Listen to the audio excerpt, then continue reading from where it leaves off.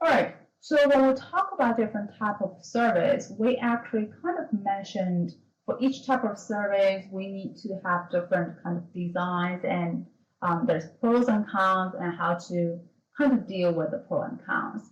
Now that we talk about designing questionnaire, let's briefly talk about what kind of questionnaire is appropriate for each type of surveys. So depending on what you're conducting, this will determine or at least affect the format of the question and the phrasing of the question you're going to use. Typically for mail, internet, and telephone surveys, you want the questions to be less complicated, and you want the questions to be direct, straight, and also if you provide choices for if you use fixed alternative questions for phone interview, you want to make sure that choices are not too difficult for the respondents to remember. And if you're designing for telephone and personal interview, you also want to make sure that the questions will facilitate the conversation between the interviewer and the respondent. Because basically, after all, for telephone interview, personal interview, you can't just do mechanically and ask one question, get the answer. You want the respondent to feel he or she is in the conversation, and that's a good environment for to encourage the respondent to provide a truthful answer and to give the respondent more patience to answer your survey, right?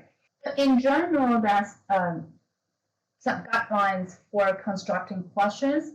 The textbook actually provided different examples for these items. I'm gonna, since they are really straightforward, I'm gonna just talk about it briefly. And if you need to know more information, feel free to look at the textbook.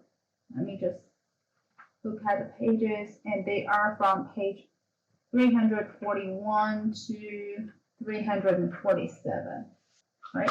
So a couple of things here. Number one, avoid complexity, right? We always want to use simple language. And also keep in mind that different people have different educational background. Not everyone has a master's degree. So when you use the words, you want to make sure the words are commonly used. You don't want to use those, let's say, technical jargon words like you might use only in your field, or you might only use to certain people. For example, if you talk about brand image, strategy, positioning, or you're talking about marginal cost, and these are words that are not commonly used, especially if you are serving consumers, because the consumer, depending on the product, if it's for a retailer or consumer, that may be just a broad population. Okay. The second thing we want to make sure we want to avoid is the leading and loaded questions. When we say leading question, it basically means the question will give your respondent a certain direction or a certain implication. So, for example, let's look at this question from the book. It says many people are using dry cleaning less because of improved wash and wear clothes. How do you feel wash and wear clothes have affected your use of dry cleaning facilities in the past 4 years? And we said in this one, there's a leading question because in the first sentence, you are telling the respondents that the trend now is that dry cleaning is less used because of the wash and wear clothes, right? Then your respondents may have this impression, or he may want to appear to be this average person when answering your question of how they feel about this wash and wear clothes affected the use of dry cleaning facility. They tend to say yes, they use the less because of the wash and wear clothes. But In reality, they may not. They're just trying to avoid, trying to appear to be average. Also want to avoid loaded questions because these can again affect the respondent's answer. And for example, if you want to survey about media influence on politics, and you ask a surveyor or you ask the respondent, what is the most influence of your vote in the major election? Of course, but naturally people will think, well, I have my own opinion. My opinion should be less influenced by anything else. And if you provide the choices and say, well, my own thoughts, major media, newspaper, etc., then respondents will tend to choose the first one, although for certain people, maybe they are influenced by certain things. But these are the type of questions where you would, by designing the question, you know the tendency of the answer, in which situation you won't be able to get the accurate data. The next thing I want to mention is avoid being ambiguous. There are questions that can be very broad and can left the respondent thinking, what exactly are you asking? You want to be very specific. For example, if you design the question to be, what media do you rely on most? Right? This is a very general question, and the first reaction will be relying on most for what? For entertainment, for news, for sports, because for different things, they may rely on different media. So you want to be specific so people can choose. You may say, what media do you rely on most for news? Then the respondent will be able to answer that. And especially if this is a mail questionnaire or email questionnaire, there's no way for the respondent to provide you feedback and saying, well, look, this question is confusing, and the data you collected through this question will be invalid eventually. Next, I want to mention is avoid making assumptions. For certain questions, you may put your own assumption in the phrasings so that you assume it is true. For example, this question, should General Electric continue to pay its outstanding quarterly dividends? Well, the problem here is the word outstanding. That's a big assumption. That is, the designer or the surveyor is assuming that the dividends paid by the GE is outstanding. But then the respondent may have a different opinion. And for this one, you're giving a hard time to a respondent to answer yes or no. If a respondent doesn't think the dividend is outstanding, but choosing no doesn't mean that. Choosing no means GE shouldn't continue to pay the quarterly dividends, right?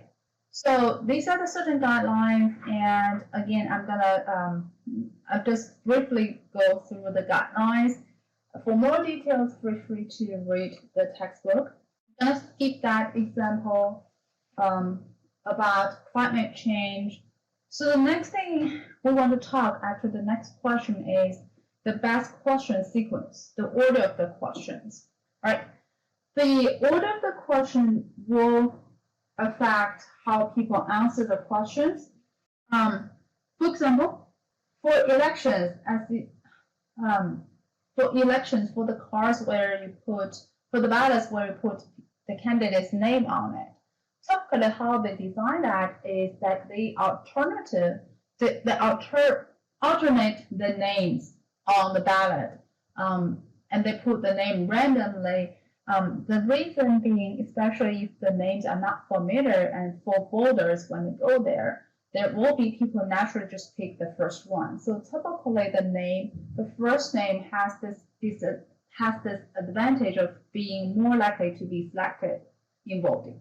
And therefore, in that situation, actually, when the ballots are designed, they would randomize the names for certain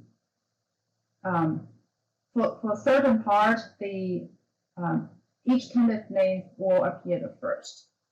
And the other situation is where you want to ask general question before asking specific question, and we call this funnel technique. And for example, 2 questions. Number 1, ask you whether you are satisfied with your marriage. Number 2, ask you whether you're satisfied with your life. Now, thirdly, whether you're satisfied with your life is more general than whether you're satisfied with a marriage. And typically, you would want to ask about the life first, then go specific and ask about the marriage.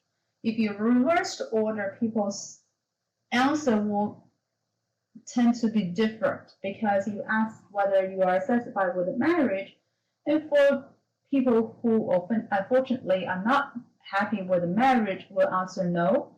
And next you ask whether they're satisfied with their life. Now that they were kind of obsessed or they were thinking about their unhappy marriage, they tend to say no as to whether they're happy with their life as well because of the order of the question, right? And the next technique is we want to sometimes put filter question there, and this is because for certain questions it may not apply to the respondent. For example, if you want to ask about people's mortgage payment, now a very important filter question is that first you need to ask whether this person owns a house or not, whether this person is paying mortgage or not. Then you ask about the mortgage payment situation there. Otherwise, your respondent will feel a little bit upset as to when they look at the question, ask how much do you pay for your mortgage, their first reaction might be, I don't even own a house, how come I have mortgage? So you do want to put that filter question there to give your respondent the heads up this type of question is coming up. So the next technique is called the pivot question. A pivot question is kind of like the filter question. For example, if you want to ask about income, you may first ask whether the total family income is over 50,000 or not. Then the next question is, if it is over, ask further whether it's over this amount. And that's what we call pivot question, that is go step by step to determine the range of the income for a family. Next thing we want to talk about is the layout. We just talked about how we order the questions, but then next is how we design the questionnaire to be nice look at. Okay, so traditionally we want to use multi-grade question, and we want to put similar questions in a grid format so it's neat to look at. Also, when you design the questionnaire, you want to pick a title. The title actually turns out to be important because most of the time questionnaire are optional, right? And the respondent will be looking at the title as a first impression to determine whether he or she wants to take it or not. So in terms of title, you want to make sure it is to the respondent's interest. It is something that can capture the respondent's attention. You also want to kind of appeal to the respondent's ego so that the respondent feels confident and the respondent is happy to answer the survey. You also want to make sure the respondent is aware that this survey is confidential, that they wouldn't be concerned as to whether their answer will be reviewed. So picking a title is also very important in designing the survey. Now the text will provide a kind of flowchart for designing questionnaire, and I found it actually very helpful. This is not a real questionnaire, but it helps the designer to think through the process and to determine what kind of questions will need to be asked and how the order of the question will be determined. So this questionnaire wants to determine the role of work-school balance for university students. And even before you ask about work-school balance, you want to make sure you are asking the right audience. They do have work and school at the same time. And therefore, in this flowchart, at the beginning, you want to make sure this is a student. So you ask whether he or she is currently in school or not. If not, then there's no need to take the survey. If yes, you want to ask about the work aspect as to whether the student is employed or not. If yes, you continue asking about work-related questions. If no, you want to further verify whether the student is looking for work or not. If the student is working for work, then he or she will still be eligible to answer the work-school balance question. If not, then this survey doesn't apply to the student. So this type of flowchart actually helps designers to organize the thoughts and to determine what question will be needed, how they can be ordered, etc. Now, lastly, we want to talk about internet questionnaire briefly. This is really because nowadays internet questionnaire becomes more and more popular and common. And I'm sure every one of you have taken at least one or maybe dozens of internet questionnaire. To a certain extent, you are familiar with internet questionnaire, although they are designed by someone else. But you might be able to tell for certain internet questionnaire, you find it pleasant to answer, you find it easy to navigate, and for certain questionnaire, it's awkward use, questions are not clear, and the design is not nice. So that actually depends on the experience of the designer and how much effort put into designing the questionnaire. Let's talk about a few things here. First of all, nowadays there are companies that is providing platform to conduct internet survey. At least two of them, but there are more. The most, not the most. I would say the one that used most is SurveyMonkey. Easy to do. You just put your questions there. You upload it. You just put the question there, upload it, and the software will do it for you. Although you still need to come up with your own question. And Doodle is another one where you can survey people for certain things. Now, for internet questionnaire, there's this layout issue. Whether you want to provide your questions all on one page, and people will scroll down the page to look at different questions, or you want to do screen to screen. You want to have paging layout that is several pages. Either one has its pros and cons. Again, as you can imagine, if you're doing different pages, then for respondents, they may feel like, oh, it's such a long questionnaire, I need to flip pages.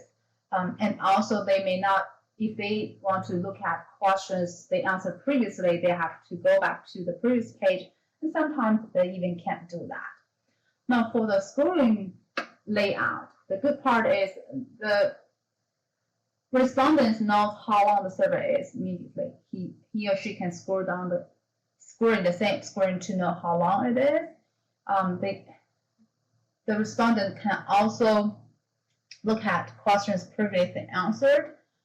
But then the other potential issue is, I'm not sure about you, but I don't think I'm unique in the sense that a lot of times when I look at internet web page, I don't like scrolling down things. I would like to look at this one screen only. So it also depends on people's preference. And there are several things that are useful for internet questionnaire. I'm sure you've seen this before, but here just to kind of let you know the specific purpose of using that and the advantages of using that. So the push button is in particular useful for providing the respondents the option of going to the next page, continue, or to submit, right? There are situations where you answer a few questions and you look over the whole page just to find the submit. And therefore, for the push button, it is important you put the push button in a very convenient and apparent location so that the respondent can find it right away. Now, status bar can be very useful, actually extremely useful when you have paging layout. This is because when you have paging layout, respondents need to go from one page to the next. They definitely want to know when the survey will end, right? Especially after flipping through 3 or 5 pages. Most of us will be tired. Most of us want to end it. And it's very useful if we know, oh, okay, we've done 70%, we've done 80%. This will also, to a certain extent, prevent people from quitting the survey in the middle. Now, the drop-down box, sometimes we see for fixed alternative questions, we see drop-down box. And drop-down box, the advantage is that it can save space, especially if you don't want to make the page super long, you use drop-down box. But on the other hand, with drop-down box, the respondent needs to click on the button to have it drop down and choose the choice. Typically, if you just have the redo button, the redo button is the little circle that you click on it to choose the choice. The redo button is actually more convenient than drop-down box, but each has its own purpose out there. There's also this pop-up boxes. Pop-up boxes are used to highlight important information and sometimes to provide additional explanation. You probably have seen this sometimes even when you fill in the form online. There's this little question mark beside the question or beside the sentence, indicating that, well, if you have any question about the statements there, you can click on the question mark, and then there will be a pop-up box explaining what is going on there. So that's all we want to say about the Internet questionnaire. The next thing we want to talk briefly is pre-testing. Pre-testing can be actually very important as long as budget permits.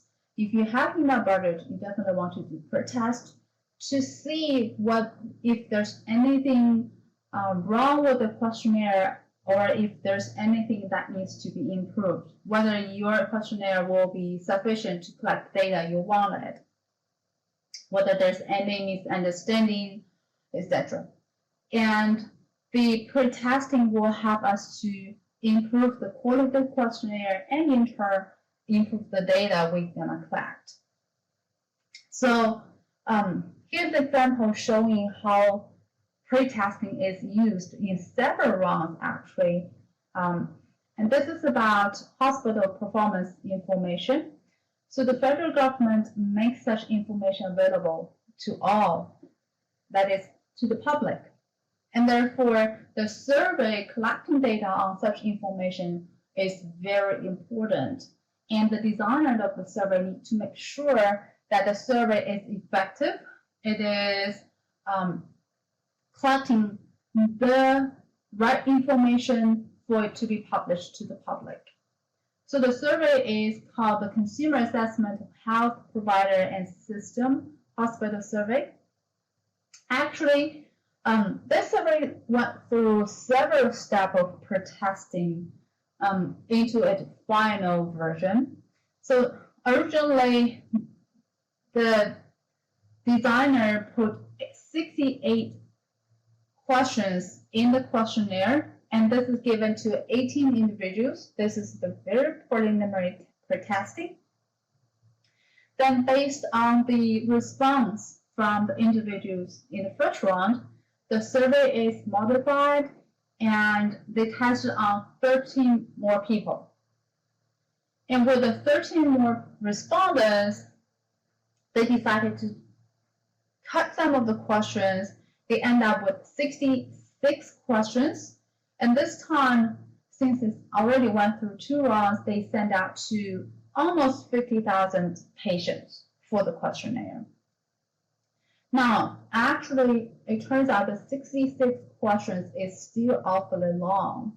I don't know if you've ever answered the hospital survey or not. I did twice, and still, at the current format, I still think the questionnaire is awfully long for me. Especially if you think about it, when people go to hospital, when people stay in the hospital, it's not something simple, it's something serious. When you're discharged from the hospital, you usually require a long time to recovery. Long questionnaire is kind of tiring. So with the 66 items, they further reduced it to 32 questions. Even with the 32 questions, they further tested at several hospitals. It turns out eventually they designed a survey containing 27 items there. So that shows a long process. Now, in practice, not every survey will go through so many steps of pretesting. However, at least one step of pretesting will be helpful to help the designer to know what else is needed for the questionnaire. I believe that's all I want to talk about in this chapter. I know it's a very brief description of questionnaire design. So again, there's more, and also designing a questionnaire also requires experience. The more you do it, the better. So this is again why I would recommend, whenever possible, professionals are a much better choice. Right? So that's all I want to say, and see you next time.